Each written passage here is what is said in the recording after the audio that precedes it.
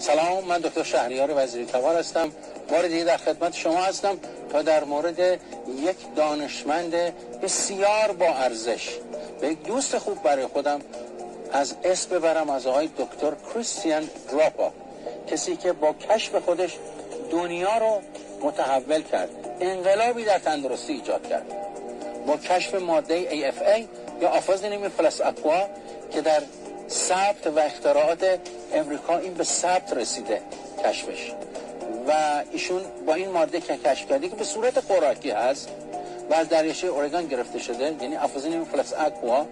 اینو با مواد دیگه ترکیب کرده و یک ماده دست آورده به نام سم رژن، یعنی فعال کننده سل‌های بنیادی.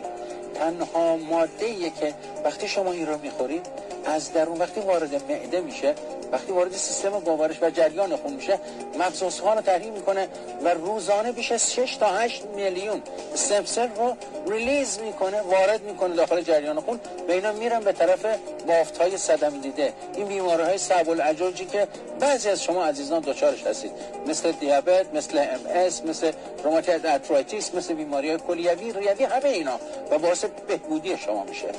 این دانشمند بزرگ کریستیان دراپا 13 سال تلاش کرد تا به این نتیجه رسید. امیدوارم یک روزی بتونیم در همین برنامه در کنار من باشن و راجع به کار خودشون با شما عزیزان صحبت کنم و آرزوم اینه که اگر شما مشکلی دارید جز اون دست کسانی باشید که به این وسیله درمان خودتون رو به دست میارید.